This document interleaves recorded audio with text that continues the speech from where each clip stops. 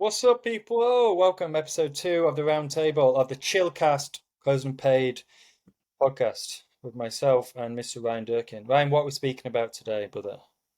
Today, we are going to talk about pre-handling objections. We had a very lively, energetic call in the group about it and realized, like most things in sales, I think there's a lot of misconceptions about it.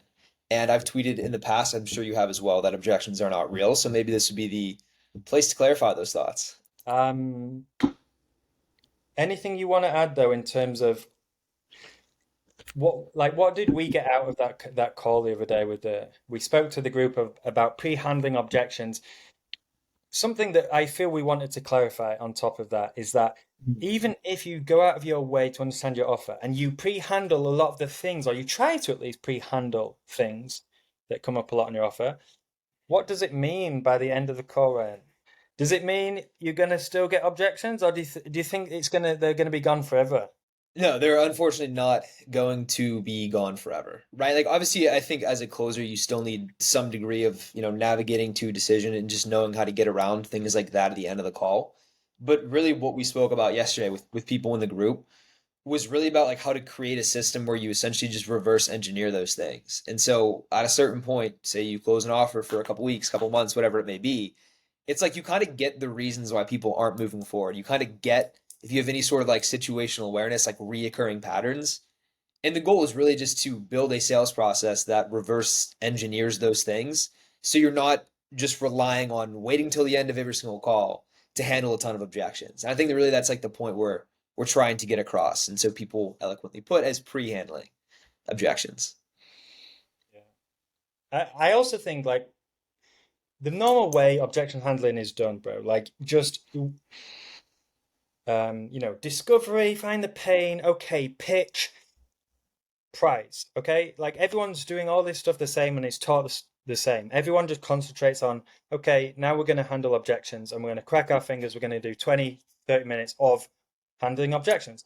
And the dynamic is you're obviously so, at least in my perspective, is you come across so desperate for this sale to happen that you need to handle this whole partner objection. In reality, it's a lie, but you because of your method, you're going to have to dig deep and find out that it's a lie. Um, so when it comes to like pre-handling objections, I think at least it's not bulletproof. You can't just like take everything off the table so you never get objections, right? But at least it's a more efficient method. It's also a more authoritative way of talking about objections that are meaningful because you're aware of them and you're bringing them up first because you are aware, right? And so I think what I taught to the group the other last night is two ways of doing this, guys. So anyone listening, there's like the direct way and there's the indirect way of handling pre-handling objections. And let me go through them, right? So the direct way is where you might make a list, right? Might be 4 to 6, maybe more reasons why this isn't always a good fit, right? And that might be all the objections, right? So the time they don't have enough time. Maybe there's a partner. Maybe there's they could do it themselves. There's all these reasons, right? And so the direct way is actually bringing them up without subtly asking it in a question that's cleverly formulated to find the answer, right? So you might just say to someone, so before we get into things, John, what I want to do is go through the 4 to 6 reasons I have here why this might not be a good fit based on everything we see across the board. And honestly, if we get through that and it is, and we do align, I'm happy to show you the product and break it down for you. Is that fine? Yes. And then literally from there, you bring up the reasons why it's not a good fit. And this is where you would bring up and pre-handle these objections, right? So one of them I want to give an example of, which I brought up in the group. So let's say you want an offer, and it's a large six-figure investment. One of the reasons it might not be a good fit, and something you might have to pre-handle, is that if it's someone's first investment outside of their W-2, they've never invested in anything else, then that might present a problem. That might not be your ICP, right? Because that type of person might present you problems, especially down the line. And so a way to handle this directly would be to say, okay, John, so one of the reasons why this isn't a good fit is because this is your first investment. So let me ask you this. Is this your first investment? Right? And now they say, yes, actually it is. So you, in an authoritative and directive position, would say, got it. Okay, well, let me be frank. I can carry on, but I don't think this would be a good fit. And I'll give you the reasons why. So there's a few things. We've had two people in the past invest and put themselves in a bad position financially, right? They also needed us to hold their hands a lot. And I want to be clear, like this is not for people trying to make money. This is for people who have money and they want to put it to good use and create cash flow. Secondly, new business owners or new investors do not have the patience, the understanding, and the correct expectations. So when businesses throw obstacles at you, they become over-involved and agitated and need micromanaging. And we as a company, we absolutely don't need that. So I guess before I even carry on, John, would you present any of those problems, or where's your head at with that? Right. So that's just me pre-handling this whole thing. I've been very direct about it. And now the person who I'm speaking to, in this case, Ryan, would have to sell himself to me, would have to convince me why I should carry on. Okay. Direct way of doing it. There's also an indirect way. Now, the indirect way is instead of doing it like a checkbox exercise and going through the reasons why it isn't a good fit, it's like you start to build these questions into your script, into your discovery, you know? So you could ask someone, for instance, have you considered doing this yourself? Right? This is an indirect way to handle them thinking about it. Right? Because at the end of the call, sometimes people often think, well, do you know what? I've learned what you guys do when you sell Facebook ads. I've seen your methods. I'm quite tempted to go and learn that myself. I feel like I could do it. Right? And they get off the call. So the way of pre-handling that is in the discovery and saying, hey, Ryan, so obviously, we're talking about Facebook ads and us doing this for your business, but have you considered doing this yourself? Ryan, you want to answer me? No, honestly, just I haven't considered doing it myself. YouTube's confusing. There's a lot of different ways to go about it. Like I watched some of your content, watched the video you sent over, like looks at like you guys know what you're doing. So I just want to work with you guys. It's a good answer. Like off we go. So Ryan, you would prefer simply to save your time, have the experts take care of it, right? Absolutely. Cool. Right. And now that's pre-handled, right? I brought it up. I've given him a legitimate reason to leave the call and off go and do it himself. And he's sold himself back to me, right? So that's like pre-handling in an indirect way. And then the direct way is also available. For me, I personally like direct because it's like you can just go through the reasons and get them out the way, right? So is there anything you want to add to that, Ryan? Yeah, so it's always funny because I know you give like these niche examples of like selling like really expensive shit, and like everyone who listens is always like, "Yeah, but Mm. like I sell a biz op, like how do I do it for this?" And I hope people like understand like the core concept of like what it is you're saying, where it's like the idea is like sometimes at the end of calls like you kind of get the objection of like, "Well, I've never really done anything like this before," maybe a little bit nervous, and like they're hesitant, right? And so it's just taking that and moving it to like the front of the call and like seeing if it would be an issue. Right. And so on the call we had with the group yesterday, someone asked that question. It's like, yeah, I know, but I sell a biz op. Like, how do I pre-handle that objection? It's like, well, why do you feel like people don't move forward? Well, they're scared. They've never done anything like this in the past. And it's like, okay, we'll ask them then. And I think I had a couple different ways of kind of going about that. I've sold biz ops and stuff in the past, but like it's just like kind of bringing up a very real conversation of like, yeah, honestly, like everyone wants to make $10,000 a month. Like you're not, unique for that, right? But obviously not everyone does. It's hard. Take a lot of risks, make some sacrifices to do so. So it's like, why do you feel like you are that type of person to, actually do this, like actually be successful with it? Like why do you feel like you're the 1% here instead of the 99%? And obviously verbatim not saying that, but it's like that's kind of the conversation you want to have with people. And like we mentioned earlier, it doesn't mean 100% of people are going to close because you do that, but it's like you're the one to say it as opposed to just hoping that they don't do it. Because I've taken thousands of calls on BizOps, and I've listened to hundreds of them as well, probably in the last like month or so. and everyone just kind of asks like random situation questions, like never really talks about anything. They just pitch, and at the end, they just get a ton of objections because they never actually really talked about anything. And then people always think like the quick fix is like, oh, I'll just go watch some Hermosi video on how to handle the let me think about it objection, as if like saying all of that shit is at the end of calls after you say the price, after people are scared shitless. They think saying stuff like that is randomly gonna move these deals over the line, and suddenly they're gonna just start slinging deals, which is definitely not the case. And I think that's kind of the core premise of a lot of what we talk about with pre-handling objection is like just kind of creating a sales process where you're not relying on the, just being desperate at the end of calls to like convince people to buy. Yeah.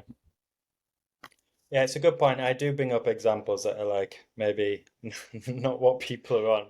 I think the fear one is a good example though, because like a lot of biz ops, you do get these guys, it is their first time possibly investing in a biz op, and actually, making that move and moving the needle and investing is a big move, and they are scared. But you can bring that up first. So like, it's, if you do it in an indirect way and you're asking someone, what are your actual goals here? And they obviously they say that, well, 10K a month, I'd like to do that, and you utilize what Ryan said, and it's like, well, yeah, everyone kind of wants that. You're no different there. But what makes you unique in the sense that you think, or that you're actually going to go and make it happen, right? And then you've got the fear aspect on top of that, and that could be a nice follow up. Could be like, okay, understood your answer. Like, obviously, it has some meaning to you. I can see that.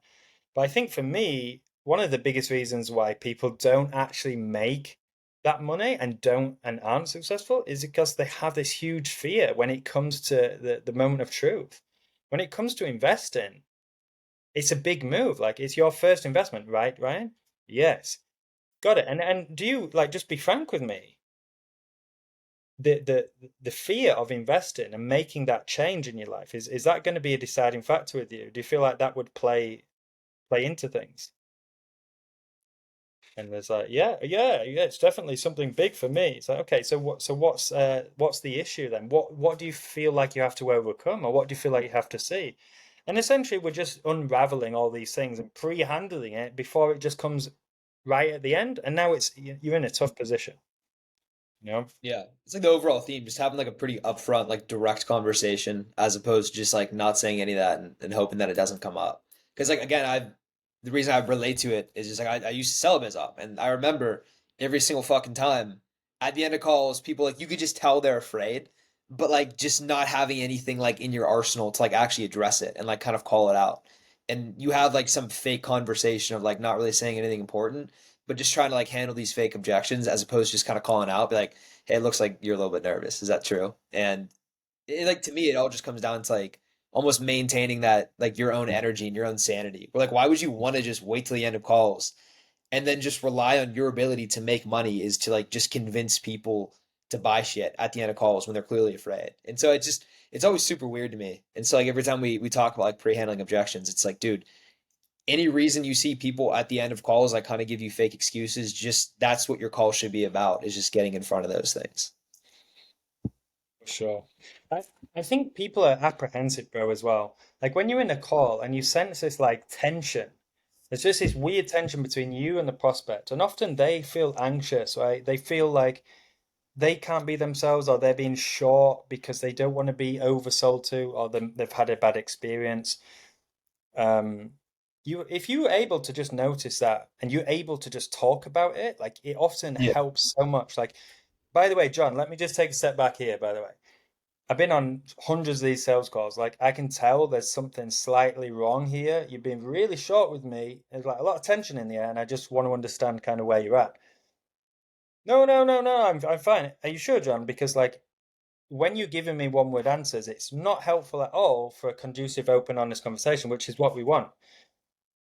Right. And then it's like, okay, you're going to develop a bit of respect here. And again, you've just pre-handled fucking Yeah. that coming up at the end. Yeah. No, that's like 100% the thing is like people don't pick up on shit like that throughout the call. And then like at the end, like they just have a terrible call. Like they're clearly, just not asking the right questions. Like they're not giving the prospect's not giving good answers. Like the closer just accepts it. Like it's just a weird call. It's not good at all. And then at the end, they obviously give you objections because like they don't really respect you. They're not sold on this. It doesn't make sense. You don't really understand anything about them. and then they'll like diagnose that call of like, dude, I just need to know how to handle objections. It's like, no, bro, you need to not get all of these objections to begin with. And like people just don't think like that. I think it probably partly is as opposed because like all of the objection handling tactics, everyone just wants to know like a little tactic. Oh, you just like say this, you just reframe it this way. As if like it's going to work after you just ruin a call for 20 minutes. I just think people always have like the wrong impression about stuff like that. It's always funny to see. Yeah, no, but it's inhibition, right? And the reason I say this, and I know, is because like if people listening and they know me, they'll know it, half of my life I do acting, right? One thing I've realized from acting and auditioning, if I put you, Ryan, and I say, hey, Ryan, I'm going to put you in this film, right? And the camera's on you, lights are on you, and everyone's watching you behind the camera.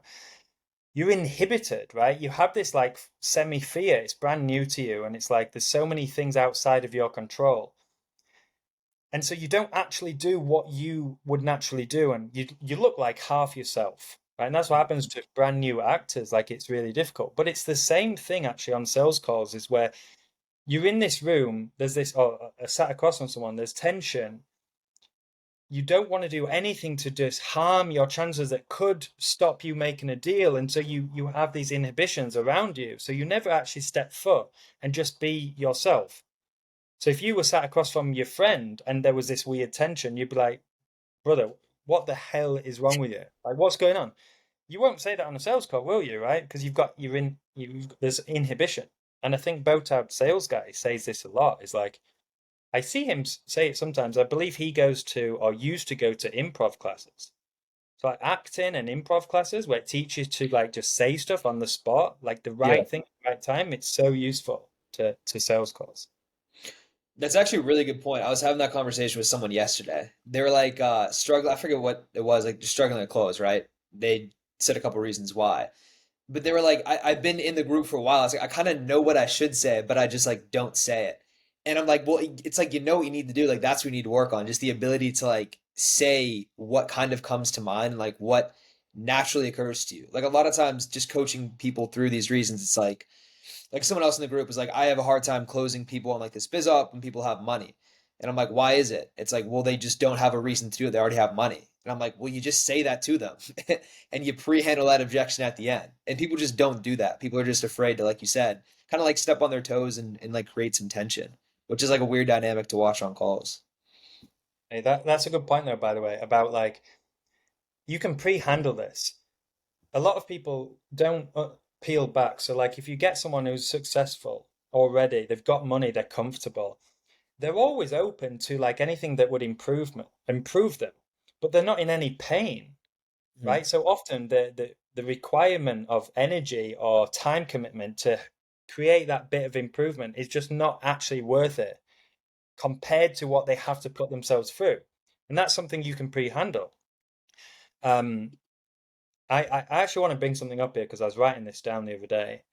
Um, is you can ask someone this indirect question. You can say, and what's the reason or the motive behind you looking at this type of investment in the first place? Besides the obvious, right? And they give you this explanation. Well, my motive is this. I want to help. I want to travel. I want to do this. And then I have this explanation of saying kind of, okay, I understand that. What I see is at this point, there's two positions or two buckets of people. You've got one bucket of people where their current life is not good enough. Their current life is not going to help them get to their goals, right? And they're going to have to make a change. And then you've got people on the other side in the bucket where everything's really going well. They're successful. They've got money.